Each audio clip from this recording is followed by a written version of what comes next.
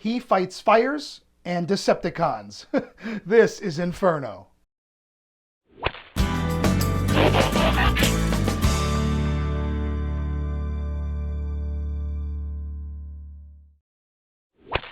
Hey everybody, this is Chris, and welcome to another episode of my Transformers collection. And in front of us right here is the big red fire truck known as Inferno. You know what's funny about this guy is whether it was a toy or the character in the show or whatever, I always loved this guy.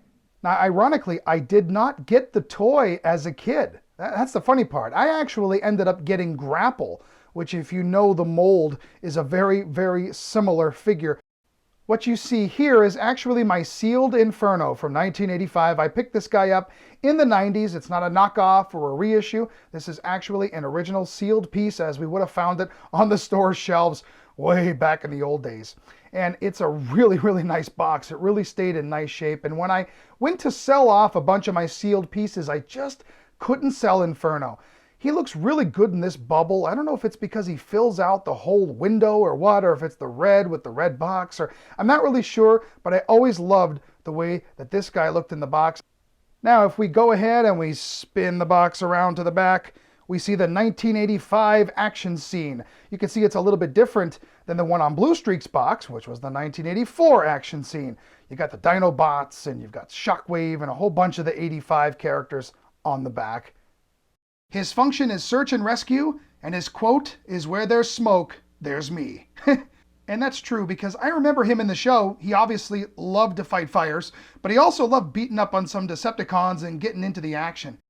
And you usually would see Red Alert and Inferno together. They were buddies, you know, they were the fire team. And I remember one of my favorite episodes of Generation 1 was called Auto Berserk, and that's when paranoid Red Alert started having a problem, all caused by Inferno basically not being there. And it all ends in a nice, gushy, lovely friendship way, which is what it's all about in 80s cartoons, right? Yeah.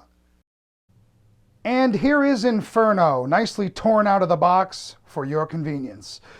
Obviously, I didn't take it out of the original sealed piece. This is actually from the commemorative series reissue that Toys R Us carried in 2003. It's essentially the same exact figure, but there are, much like Blue Streak, there are a few differences which I will point out as we go along. But this will allow us to take a closer look at Inferno. Now, if you pick up the figure, the original G1 figure came with an instruction manual and a sticker sheet and all that good stuff. And he also came with an extinguisher rifle, 2 hose nozzles, 2 fists, and 3 silver missiles. Here is a close-up of Inferno in vehicle mode, and he looks great. He's a really cool looking figure.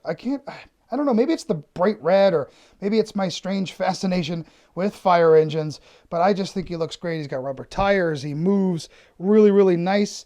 He's a good size. You know, he's a pretty long figure, which makes him nice. He's got some nice details. I mean, he has chrome here on the side, and he's got this wrapped up hose and some detail in the plastic. It's really, really nice. There's some die-cast metal in his feet on the back. And on the cab here is an Autobot symbol and an FD symbol. Those are actually stamped onto this particular one. The original figure, if you take a peek here in the bubble of my sealed piece, you'll notice actually has a sticker for the FD. It also has a decal for the Autobot symbol. This particular commemorative series reissue has them actually stamped onto the cab. Also, if you open it up here, there's a little seat. And one more thing, let's not forget, oh yeah, it's a working ladder.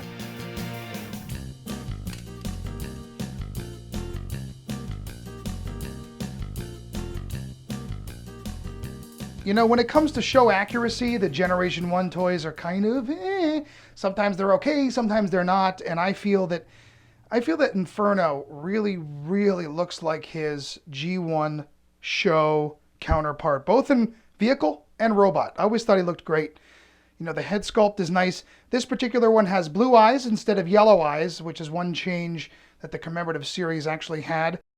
The other thing they changed was this firing mechanism no longer fires. See, it's just there. It holds the piece in really well. Even though it was very weak in America, the original one did actually fire out. That doesn't actually bother me. When a figure has hands that go into those firing mechanisms. I don't really care if they shoot off or not, so that doesn't really matter to me. Obviously, he has interchangeable pieces. You could put a combination of 2 fists, 2 missiles, but if you know the original cartoon, much like the instructions actually say, you'll know that, well, he has a hose coming out of his one hand, and it's normally his right arm. So the missile, to me, kind of simulates that fire hose, and so I like to keep the missile there, just for the character, I guess. I never had him as a kid. I always wanted him. I didn't get Inferno until Generation 2 Inferno came out with the water squirter. And that's actually one of the, Generation 2 was one of the reasons I started collecting in the first place. And here is Inferno with Red Alert side by side. And you can see Inferno is a pretty tall figure for that particular year. Best buds for life. Oh, Inferno, where were you? Oh, come on, Red buddy. Yes, sorry about that. And there, my friends, is Generation 1 Inferno, one of the Autobot cars from the first 2 years, and I just really like him, obviously. Yeah, he has some parts that can be lost, but you know what? So do most G1 figures, so who cares? Anyway, this is Chris, rolling out.